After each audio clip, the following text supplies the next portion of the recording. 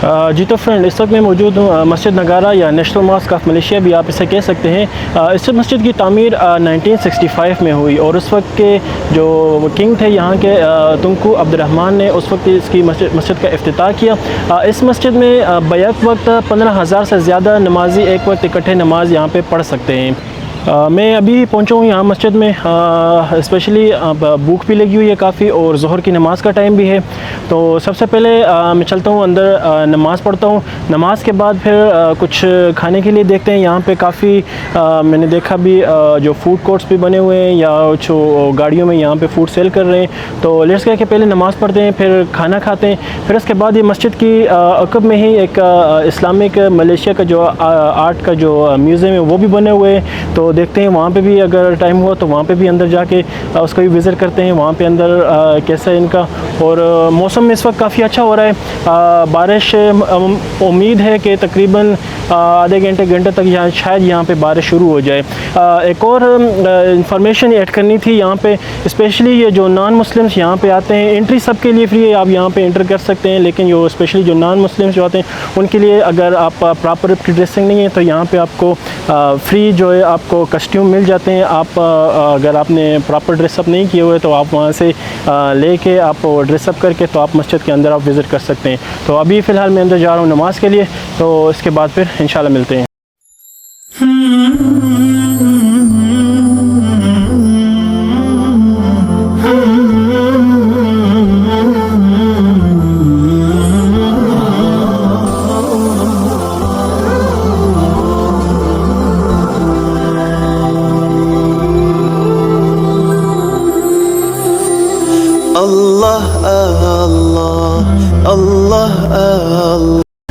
मस्जिद नगारा में टूरिस्ट की एंट्री फ्री है और किसी भी वक्त टूरिस्ट आ सकते हैं। सिर्फ नमाज के टाइम में टूरिस्ट को अंदर आना अलाउ नहीं करते, लेकिन नमाज के बाद टूरिस्ट अंदर आ सकते हैं। पूरी मस्जिद का अंदर पूरा आप व्यू ले सकते हैं। जैसे कि अभी आप देख सकते हैं जितने भी आपको टूरिस्ट इधर नज़र आ रहे हैं, जो कि एक इनको एक प्रॉपर इधर का एक मस्जिद की तरफ से एक फ्री कस्ट्यूम दिए हुए जो उन्होंने पहन के मस्जिद के अंदर गए विज़िट। और साथ में एक अच्छी चीज़ जो मैंने देखी, यहाँ पे अंदर जो मस्जिद की जो मैनेजमेंट है वो साथ साथ में चीज़ें एक्सप्लेन भी कर रही है मस्जिद के बारे में।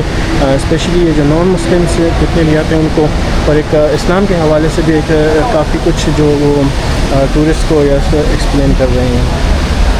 यहाँ पे इन्होंने कुछ बोर्ड लगाए हुए हैं थोड़े से इस्लामिक हिस्ट्री के हवाले से मुख्तलिफ़ लैंग्वेजेस में। यहाँ पे इनमें कोरियन, इंग्लिश, तमाम लैंग्वेजेस में इस्लाम के हवाले से उन्होंने काफ़ी इंफॉर्मेटिव जो है उन्होंने एक बोर्ड लगाए हुए हैं। ये भी ज़बरदस्त है। और किस तरह से नमाज के लिए खड़ा होना है क्या, वो भी एक प्रॉपर तरीके से उन्होंने चीज़ मेंशन की हुई है।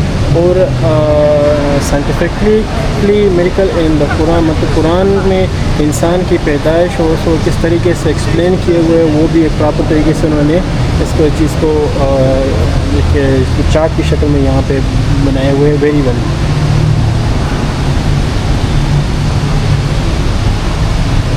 तो यहाँ से आपको हमारे नबी सल्लल्लाहु अलैहि वसल्लम का जो शजर है वो भी यहाँ से आपको देखने को मिलेगा। प्रॉपर आदम अलैहिस्सलाम से लेकर तो द एंड हमारे लास्ट प्रॉफिट मोहम्मद सल्लल्लाहु अलैहि वसल्लम तक का जो शजर है वो भी आपको यहाँ पे प्रॉपर मिलेगा।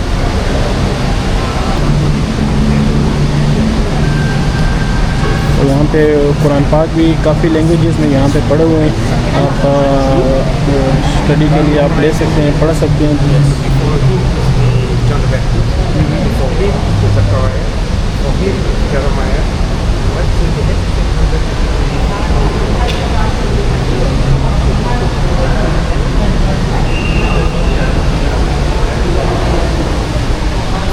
मतलब यहाँ पे इन्होंने कुरान पाक भी रखे हुए हैं तमाम लैंग्वेजेस में। अगर आप अरबी नहीं पढ़ सकते, आप किसी और लैंग्वेजेस में जैसे फ़ारसी, इंग्लिश, पुर्तगीज़, फ़िलिपिनो, एवरी बहुत सी लैंग्वेजेस में यहाँ पे कुरान पाक इन्होंने यहाँ पे नुस्खे रखे हुए हैं।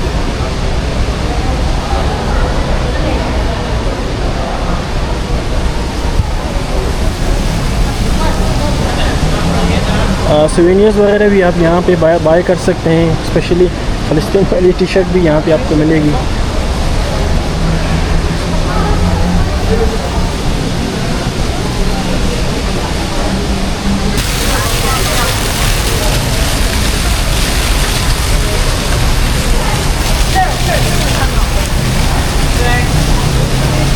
यहाँ से मर्देका टावर का भी आप व्यू यहाँ पे एंजॉय कर सकते हैं।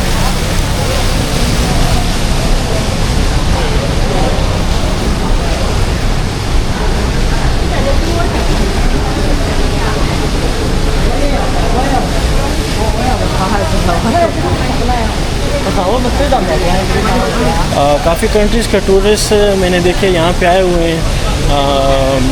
स्पेशली कोरिया, जापान के टूरिस्ट यहाँ पे आपको देखने को बहुत ज़्यादा मिलेंगे। और मस्जिद के बिल्कुल ही ऑपोजिट साइड में मलेशिया का जो रेलवे जो स्टेशन है, जो ब्रिटिश दौर में यहाँ पे बने हुए, तो वो भी आपको देखने को मिलेगा। मैं आपका वो कैप्चर करता हूँ।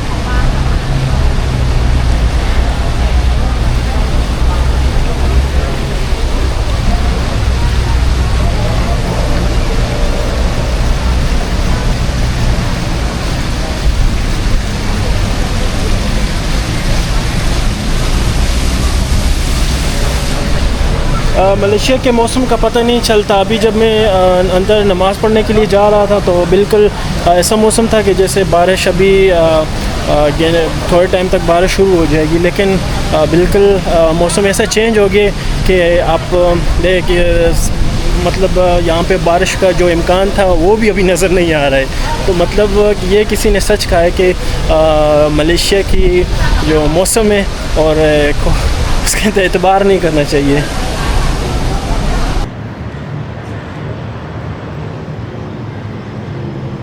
मस्जिद नगारा से जैसे ही निकलते हैं तो तकरीबन 10 मिनट के रास्ते में आपको पड़ता है मर्देका स्क्वायर। तो आप यहाँ से पैदल भी जा सकते हैं, आप टैक्सी या ग्रैब भी आप यहाँ पे बुकिंग करवा सकते हैं। तो मैंने जो अपनी गाड़ी थी वो यहीं पे मस्जिद की पार्किंग में खड़ी कर दी है। तो क्योंकि 1 किलोमीटर बनता है तकरीबन, तो मैं पैदल यहाँ से मर्देका स्क्वायर की तरफ जा रहा हूँ।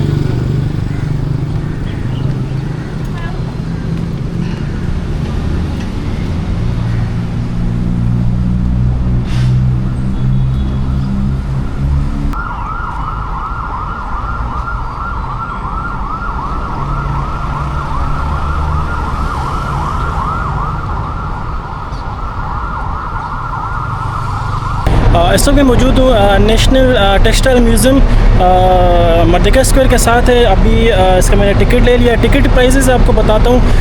जो अगर नॉन सिटीज़न्स हैं, जो फॉरेनर्स, पासपोर्ट होल्डर, तो उनकी जो एडल्ट्स की भी जो टिकट प्राइस है 5 रिंगिट है। और अगर किड्स हैं आपके साथ तो वो 2 रिंगिट उनकी जो टिकट प्राइस है। और अगर सिटीज़न्स हैं तो उनके लिए एंट्री फ्री है। तो अभी टिकट मैंने ले लिए, तो लेट्स को देखते हैं अंदर से कैसे है।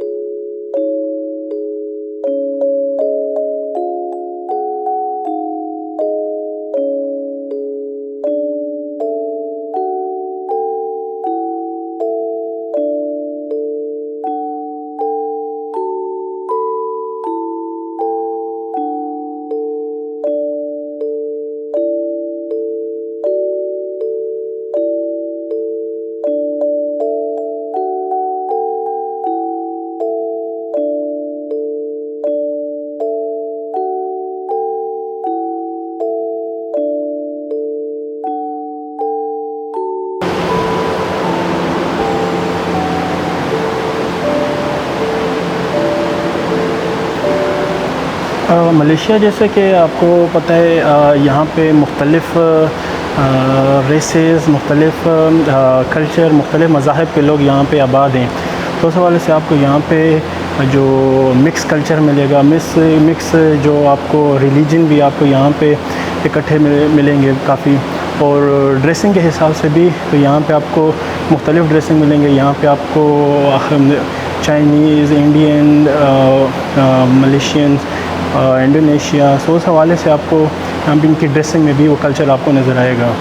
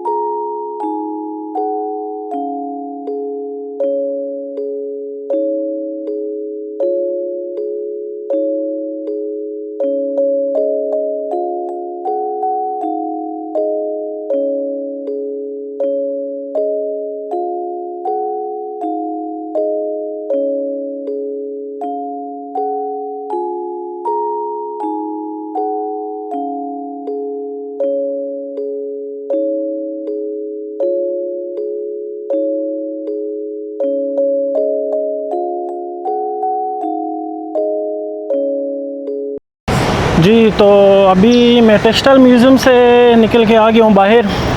तो मतलब ठीक ही था, इतना ज़्यादा महंगा टिकट नहीं था, 5 रिंगिट ओनली।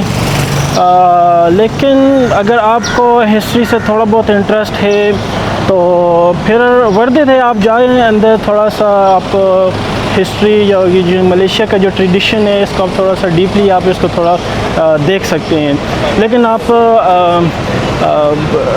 कल्चरली या हिस्ट्री से इतना आपको लगाव नहीं है तो आई थिंक कि नॉट वर्थ इट। तो मुझे पर्सनली हिस्ट्री और ट्रेडिशन या चीज़ों के बारे में मैं काफ़ी मुझे पसंद है, मैं मुताला करना जो मुझे इसका अच्छा लगता है, तो इसलिए मैं गया था। तो ठीक है, आई लाइक इट। तो अभी हमारा जो नेक्स्ट स्टॉप है, चलते हैं मर्दिका स्क्वायर में। तो मर्दिका स्क्वायर में मैं आपको सुल्तान अब्दुल समद बिल्डिंग में लेके चलता हूँ, तो वहाँ पे देखते हैं वहाँ पे क्या है। अच्छा, यहाँ पे एक और चीज़ दिखाता हूँ आपको बड़े मज़े की। अगर आप यहाँ पे पैदल खेल को एक्सप्लोर कर रहे हैं और साइकिल यहाँ पे रेंट पे लेना चाहते हैं तो वो फैसिलिटी भी यहाँ को आपको अवेलेबल है। तो ये बिल्कुल सिंपल इसका प्रोसीजर है, आप देख सकते हैं यहाँ पे इन्होंने खड़ी की हुई है, ये इलेक्ट्रिक राइड है और बिल्कुल सिंपल इसका प्रोसीजर है। यहाँ पे आप इसको QR इसका स्कैन कर सकते हैं और QR स्कैन करने के बाद इसकी जो पेमेंट है आपकी ऑनलाइन आपने पेमेंट करनी है और उसके बाद आपने 1 घंटा या 2 घंटे आप जितने मिनट की आपने इसमें राइड लेनी है, आपने वो टाइम अपने ऐड करना है और आपने ये अनलॉक हो जाएगी, आप इसको यूज़ कर सकते हैं। और इलेक्ट्रिक भी है और साथ में इसके पेडल भी हैं।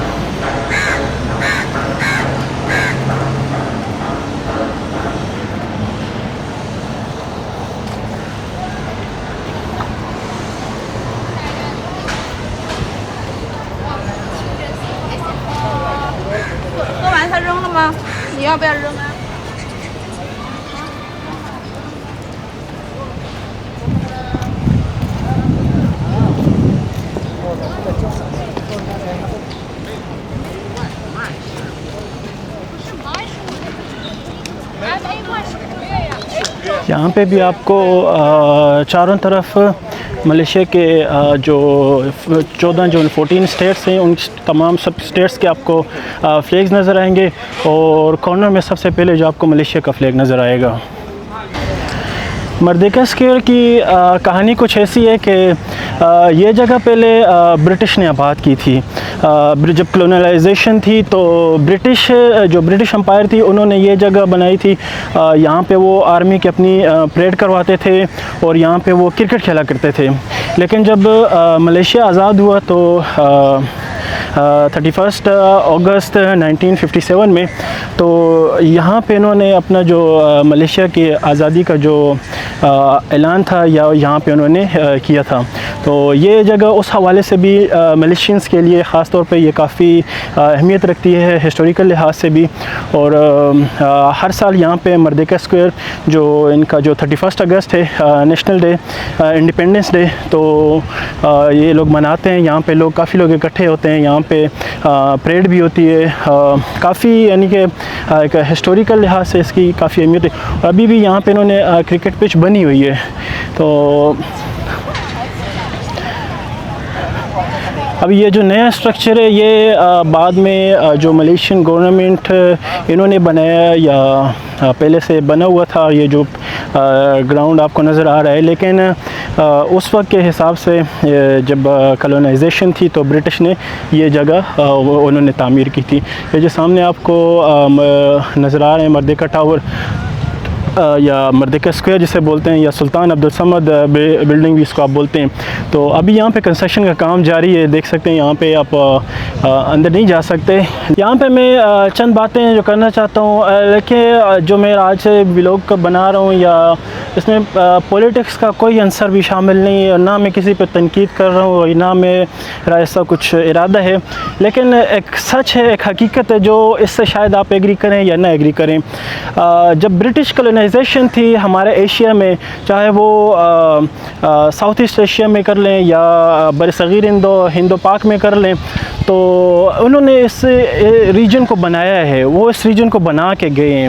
आप अभी भी आप अपने पाकिस्तान में देख लें या इंडिया में देख लें, वो जो अंग्रेज़ों के टाइम के वो जो बने हुए पुल भी हैं ना, तो वो भी अभी तक वो अपनी असल हालत में आपको मिलेंगे। ये उन्होंने जो स्ट्रक्चर वो बना के गए थे, जो बिल्डिंग है वो बना के गए थे, तो वो उन्होंने एक डेवलपमेंट यहाँ पे की थी। लेकिन जिस तरह ही उन्होंने ये आज़ादी हमें दी, हमें मुल्क जो है हमें हिंदुस्तान पाकिस्तान ये आज़ाद हुआ, तो हम उस स्ट्रक्चर को, उस चीज़ को आगे उस तरह नहीं लेके जा सके जिस तरह के साउथ ईस्ट एशिया के जो कंट्रीज़ हैं, स्पेशली जैसे मलेशिया, इंडोनेशिया या इसके इस रीजन के और काफ़ी जो कंट्रीज़ हैं, जो ब्रिटिश या डच की कॉलोनाइजेशन ख़त्म होने के बाद जिस तरह ये कंट्री, जिस तरह ब्रिटिश इस कंट्रीज़ को अब डेवलप कर रहे थे, वो बल्कि उससे भी ज़्यादा तेज़ी से इन्होंने इसको डेवलप किए। तो आज आप एक फ़र्क देख सकते हैं कि मलेशिया या इसके जो आसपास के जो कंट्रीज़ हैं काफ़ी डेवलप हैं, और हमारे कंट्रीज़ में लोग यहाँ पे एज ए लेबर आते हैं, एज ए काम करने के लिए आते हैं। तो हालांकि ज़खायर की बात की जाए तो हमारे इंडिया पाकिस्तान या इन कंट्रीज़ में ज़खायर इनसे ज़्यादा हैं, मैन पावर भी हमारे पास ज़्यादा है। हमारे पास जो मिनरल्स या अर्थ के अंडरग्राउंड जो मिनरल्स या तेल या जो भी ज़खायर हैं या पानी या मौसम, हर लिहाज से हमारे कंट्रीज़ इनसे काफ़ी अच्छे हैं। लेकिन फिर भी हम पीछे दिन ब दिन हम इनसे पीछे चले जा रहे हैं। तो उसकी एक मेन वजह जो मैं समझता हूँ कि हमारे जो नाअहल पॉलिटिशियंस हैं, हमारा कौमियतों में बढ़ जाना, हमारा मज़ाहब में बढ़ जाना, तो ये किसकी मैं बहुत बड़ा कि इसका रीज़न समझता हूँ कि आज हम इनसे बहुत पीछे हैं। वरना ये कंट्रीज़ हमारे बाद आज़ाद हुए हैं, ये कंट्रीज़ हमसे ज़्यादा ना इतने डेवलप थे जितने हमारे कंट्रीज़ डेवलप थे। लेकिन आज़ादी के बाद मैं जितना समझता हूँ कि हम ब्रिटिश की ग़ुलामी से निकल के जो अमेरिकन्स हैं उनकी ग़ुलामी में जाके उनकी गोद में बैठ गए। तो ये बस थोड़ा मैंने ऐड किया। तो आप एतराज़ भी कर सकते हैं इस पे, आप इससे इख्तिलाफ़ भी कर सकते हैं, आपका हक़ है, लेकिन ये एक हकीकत है, इसे आप जुटला नहीं सकते। बहरहाल हम अपना व्लॉग आगे जारी रखते हैं। अच्छा, एक और चीज़ आपको मैं दिखाता हूँ मर्देका स्क्वायर पे।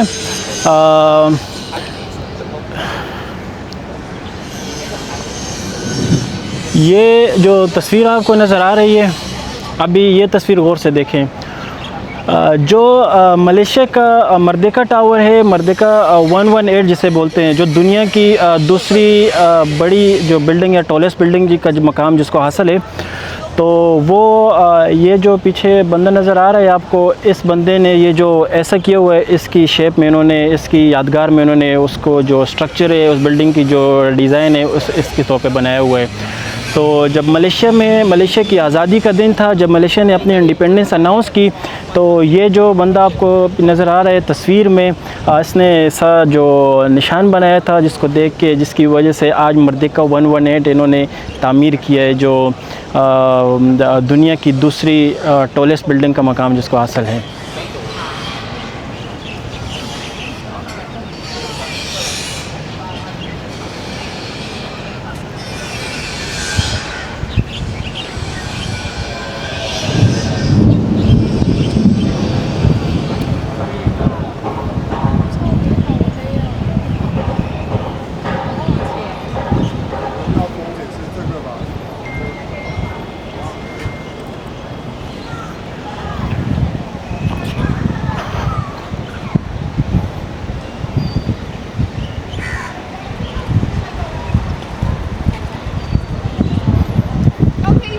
मौसम काफ़ी अच्छा हो गया है, बारिश किसी भी वक्त शुरू हो सकती है, तो मुझे यहाँ से जल्दी निकलने, पहुँचने, गाड़ी की अपनी जो गाड़ी की पार्किंग है वहाँ तक पहुँचने, तो उससे पहले जाने से पहले चलते हैं आई लव केएल के जो साइन बोर्ड है उसके साथ, तो पिक्चर तो बनानी बनती है, तो चलो लेट्स गो।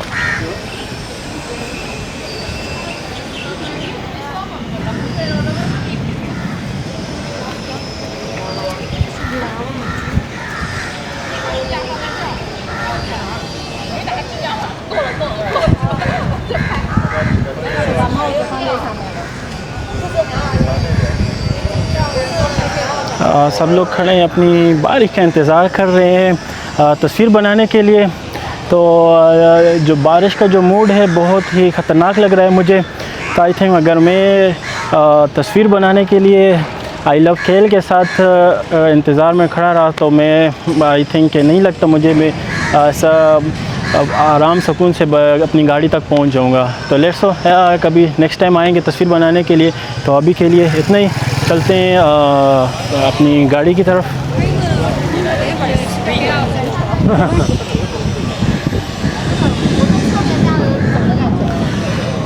काफ़ी इंटरेस्टिंग माहौल है।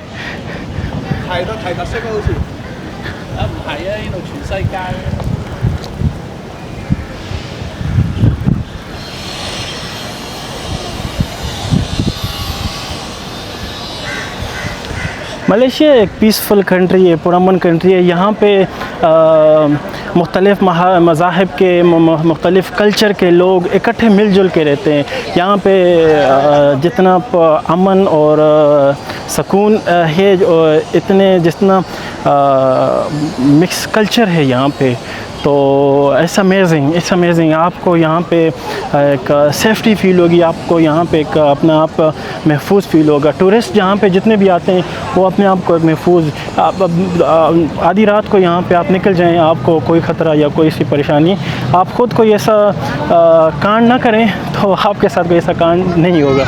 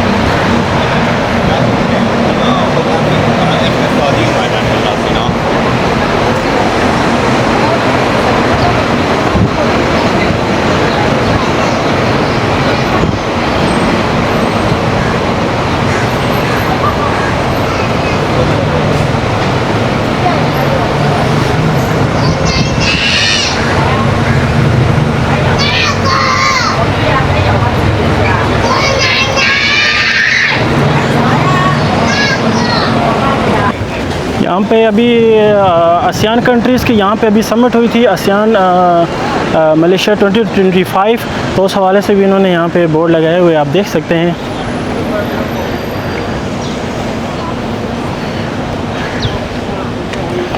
तो ये है द रिवर ऑफ लाइफ। अभी पता नहीं इसको द रिवर ऑफ लाइफ क्यों बोलते हैं कि, लेकिन है ये रिवर ऑफ लाइफ। लोग यहाँ पे आते हैं, पिक्चर्स बनाते हैं, वीडियोस बनाते हैं। आप पानी देख सकते हैं, पानी भी कितना कुछ ख़ास क्लियर नहीं है, लेकिन ये जगह फेमस है द रिवर ऑफ लाइफ।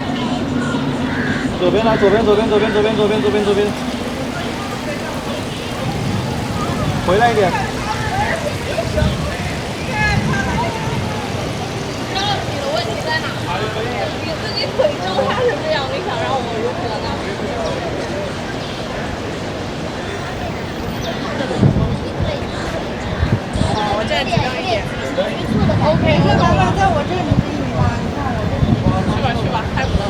ठीक है।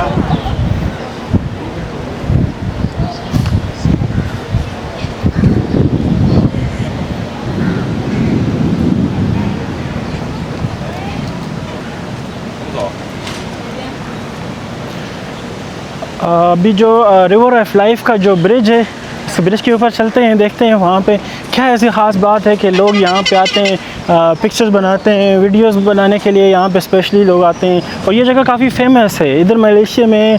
जितने भी टूरिस्ट यहाँ पे आते हैं तो इस जगह में बिल्कुल ज़रूरी आते हैं वो यहाँ पे पिक्चर्स या वीडियोस के लिए।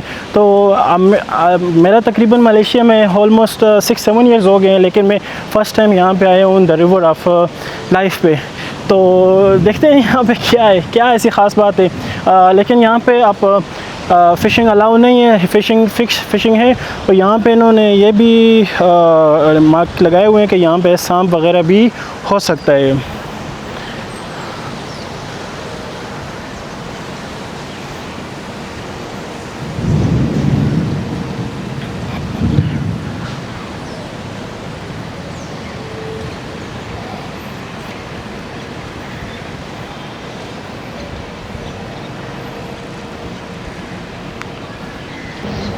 देखिए यहाँ पे भी इन्होंने लगाया हुआ है रिवर ऑफ लाइफ।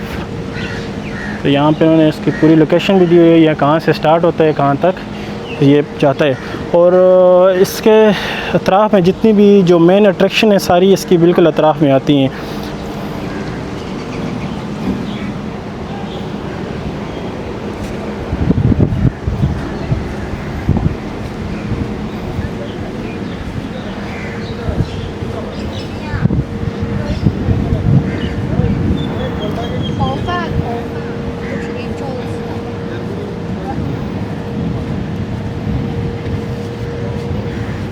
इधर से भी मर्दिका टावर का जो व्यू है आप बहुत शानदार नज़र आ रहा है इधर से।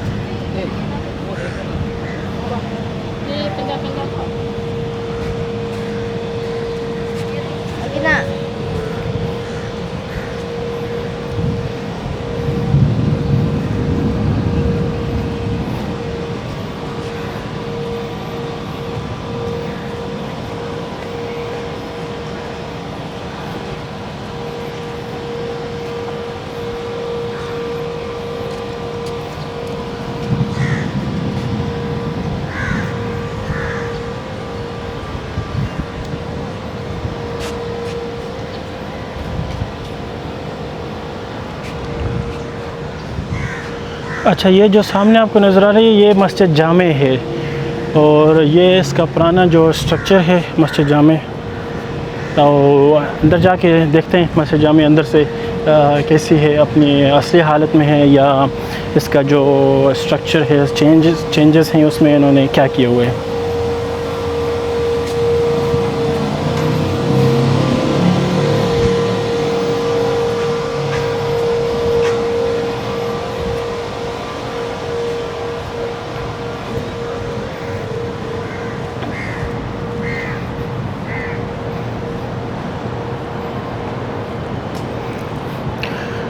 खेल को एक्सप्लोर करना बहुत ही आसान है। आप पैदल या बाइसिकल पे आप पूरा खेल, आप जो सिटी सेंटर है, जो मेन जो इसके अट्रैक्शंस हैं, आप इसको आप एक्सप्लोर कर सकते हैं। और कुछ जगह ऐसी हैं वहाँ पे आपको ट्रेन या पब्लिक ट्रांसपोर्ट भी आप यूज़ कर सकते हैं, जा सकते हैं। और बाकी जो केल जितना भी इन्होंने बनाए हुए, जितना भी इसकी जो मेन अट्रैक्शंस हैं जहाँ पे जो टूरिस्ट आते हैं, तो वो बिल्कुल क्लोज़ हैं। तकरीबन विद इन 5-6 किलोमीटर्स के अंदर अंदर आप पूरे केल को आप एक्सप्लोर कर सकते हैं।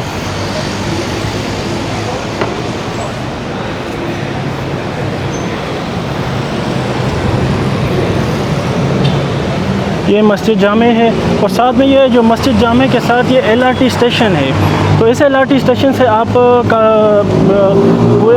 केल के अंदर काफ़ी जगहों पे आप ट्रेवल भी कर सकते हैं। यहाँ पे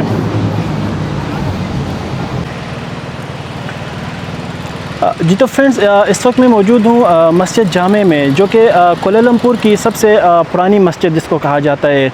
पहले इस मस्जिद का नाम था मस्जिद जामे, बाद में इस मस्जिद का नाम चेंज करके सुल्तान अब्दुल समद मस्जिद रखा गया। इस मस्जिद की तामीर हुई 1909 में। एक अंग्रेज़ आर्किटेक्चर ने इसकी तामीर की थी। इसका नक्शा जो है उसने बनाया था और इसके जो डिज़ाइन है इसमें आपको एक मुग़ल या हिंदुस्तानी जो मसाजिद है उसका टच भी आपको नज़र आएगा। तारीख़ी लिहाज से भी ये मस्जिद काफ़ी अपने अंदर काफ़ी तारीख़ रखती है और जो इसकी लोकेशन है, लोकेशन इसकी बहुत ज़बरदस्त है। साथ ही इसके LRT स्टेशन है और LRT स्टेशन का नाम भी मस्जिद जामे LRT स्टेशन रखा गया है।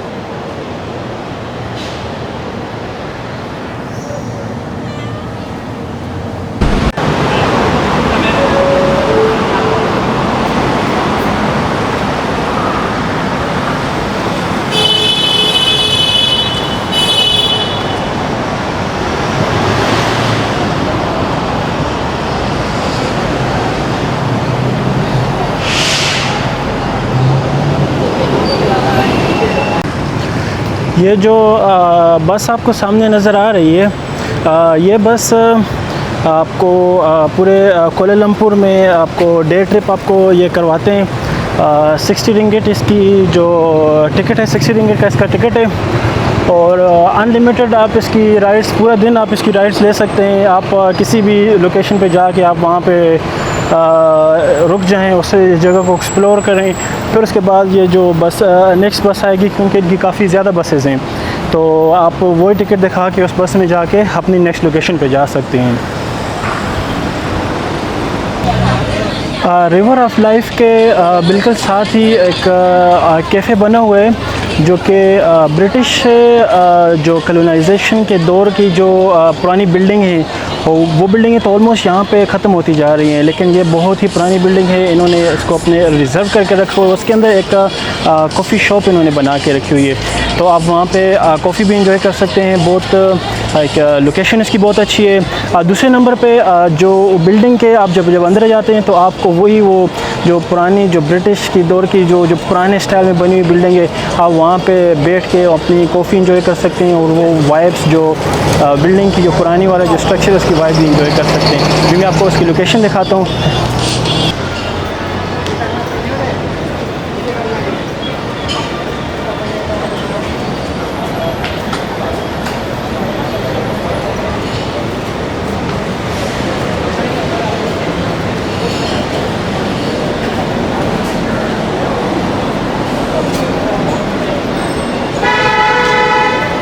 यसमा त घर गएपछि के हुन्छ है?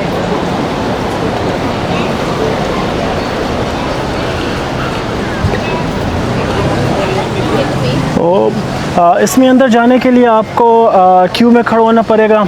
यहाँ पे इन्होंने QR लगाए हुए हैं। अपने मोबाइल से आप वो QR स्कैन करेंगे तो आपको क्यू नंबर मिलेगा, तो आप वहाँ पे आपको इंतज़ार करना पड़ेगा, क्योंकि इसमें अंदर काफ़ी रश रहती है, बैठने की जगह नहीं होती। तो मैं पर्सनली ऐसी जगह पे जाने से गुरेज ही करता हूँ, यहाँ पे क्यू में खड़ा होना पड़े। बहरहाल जगह अच्छी है, वर्थ इट है, आप आएँ, एंजॉय कर सकते हैं।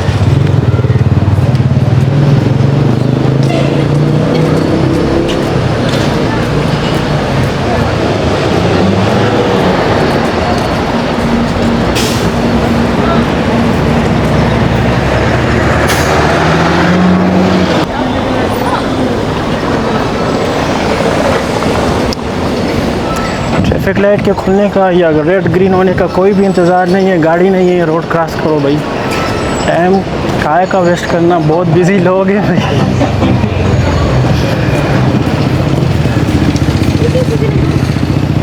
तो अभी मैं जा रहा हूँ सेंट्रल मार्केट या पासर सिनी भी आप इसे बोल सकते हैं।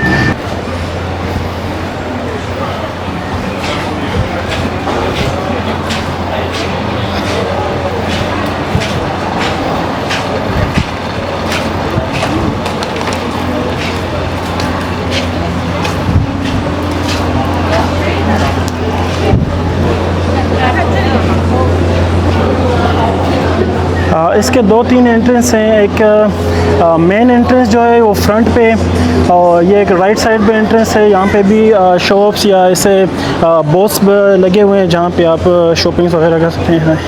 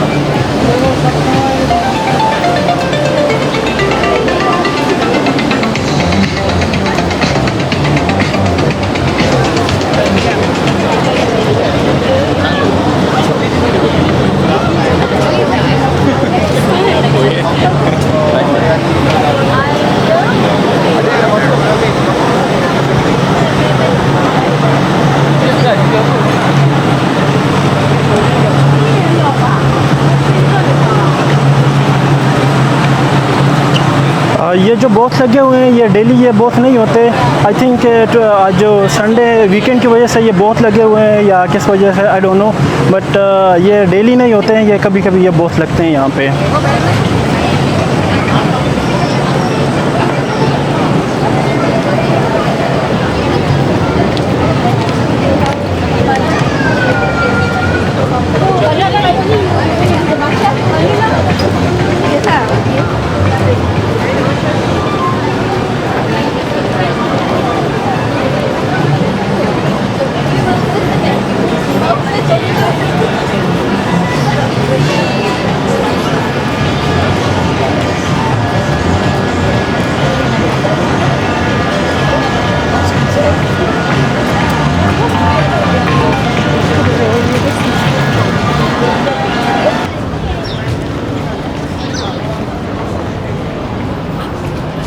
ये पुराने अंग्रेज़ों के ज़माने का पोस्ट ऑफिस है।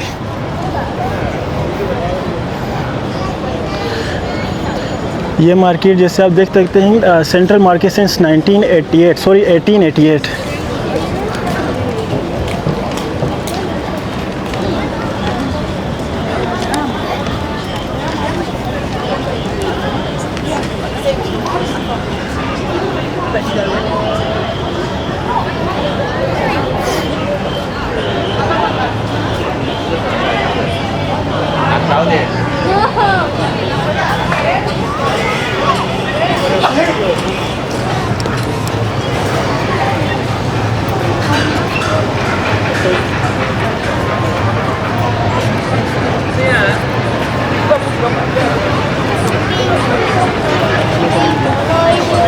Manok mana?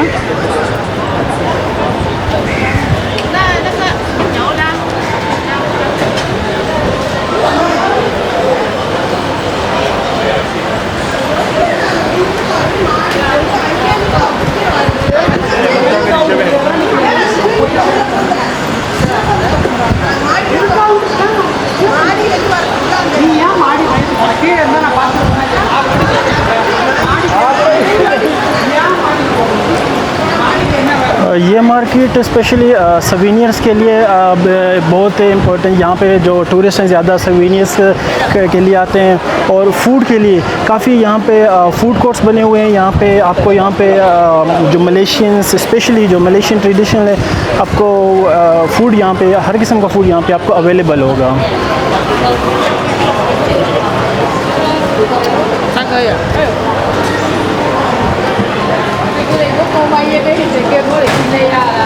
अभी मार्केट के जो अंदर चलते हैं वहाँ पे ग्राउंड फ्लोर पे, तो ग्राउंड फ्लोर से सीधा फिर हम दूसरे गेट से निकलेंगे बाहर।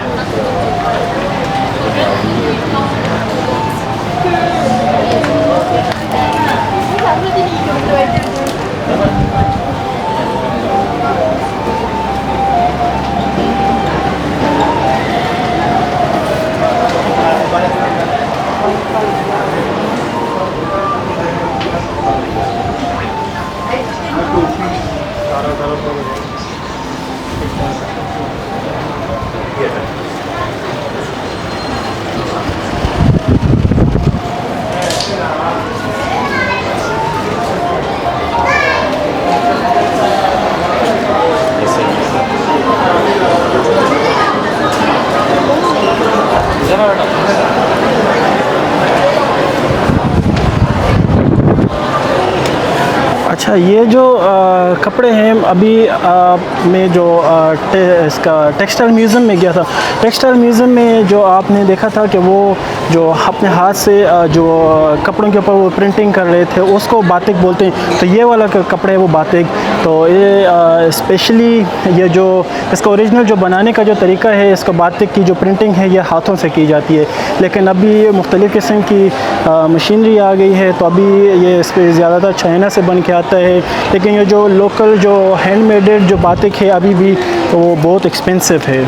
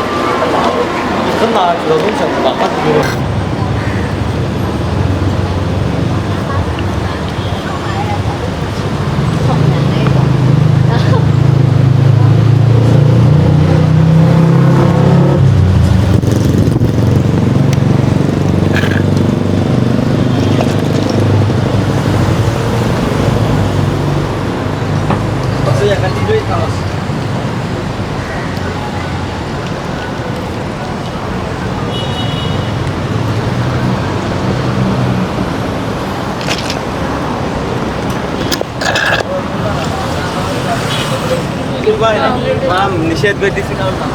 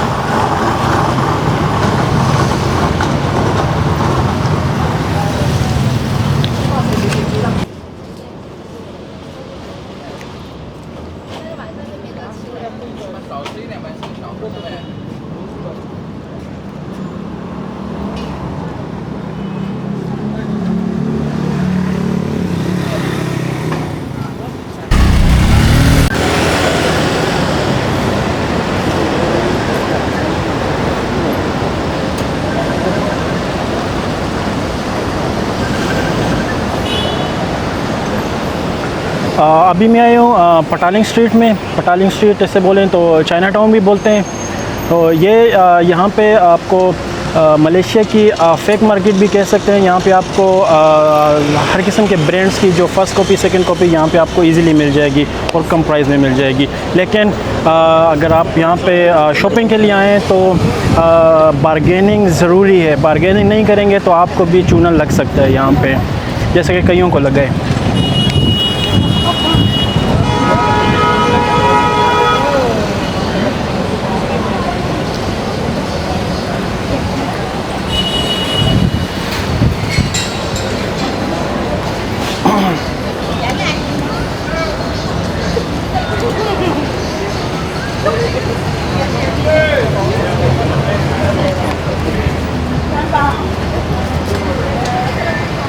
的都冇係。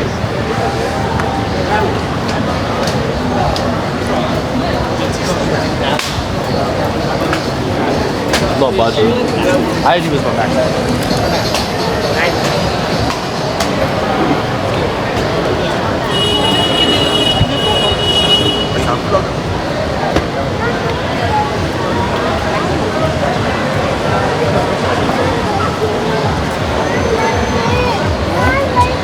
I'm good now, Loto. That's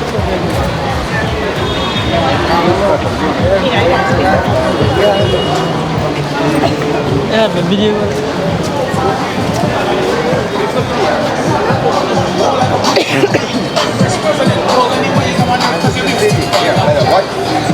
Maybe like that.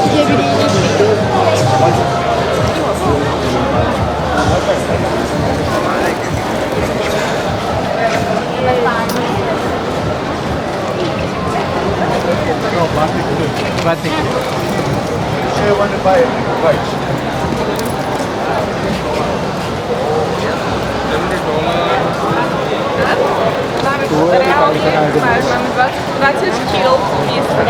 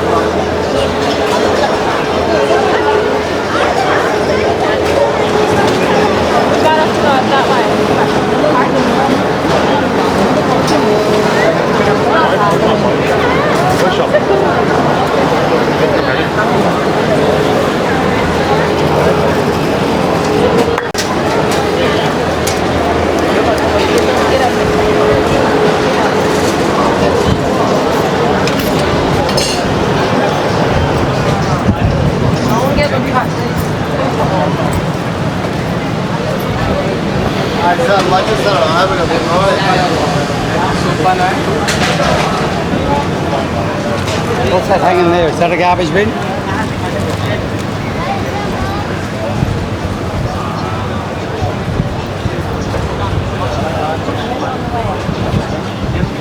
Perfect.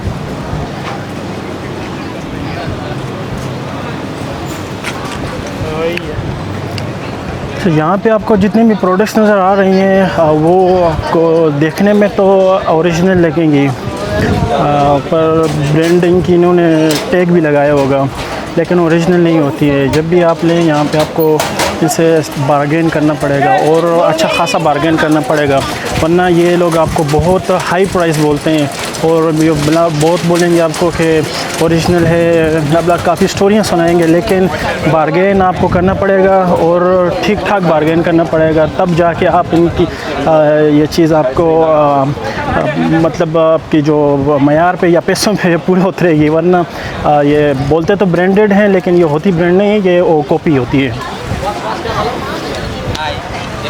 Have a look. Come. Have a look. Have a good quality. Just a bit. Come.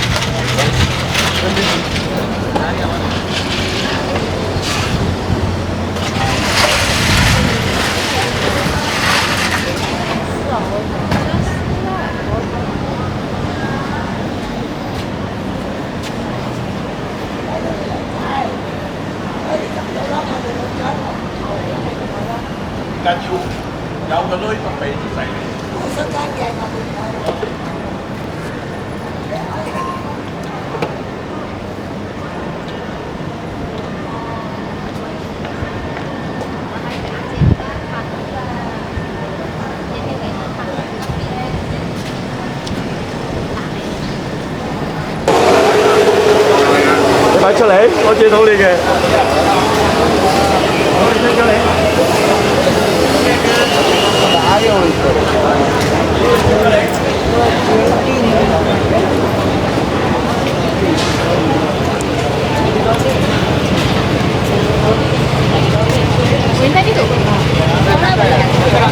बोलला का नाही समोर तू बोलला तर आणि बाहेर देता आम्हाला Đi ba. Đi có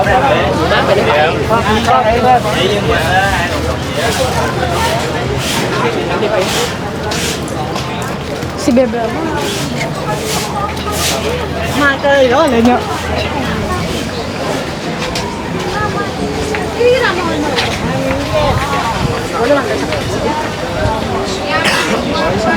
中国进过来一批。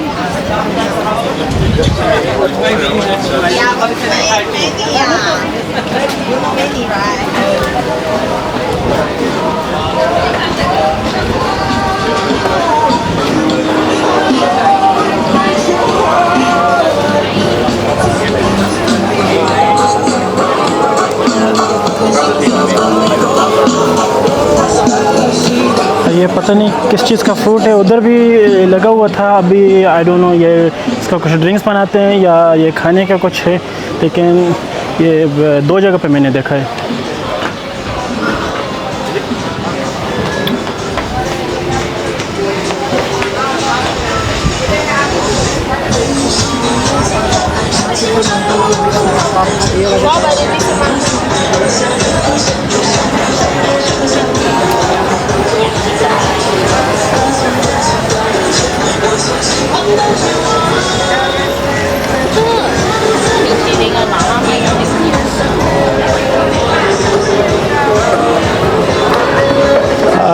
पटालिंग जो स्ट्रीट है, जो पटालिंग के अंदर जो स्ट्रीट है, वहाँ पे सवीनियर्स या शॉपिंग के लिए बैग्स, शूज़, सॉक्स, लग्जरी मतलब ब्रांडेड आइटम्स आपको वहाँ पे मिलेंगी। फ़र्स्ट कॉपी या सेकंड कॉपी से बाहर निकलेंगे तो आपको ये टोटल ये सारी पटालिंग स्ट्रीट है। ये पटालिंग फूड स्ट्रीट के नाम से मशहूर है। तो यहाँ पे जितने भी साइड पे आप देखेंगे तब फूड्स के जो स्टॉल लगे हुए हैं सब कुछ।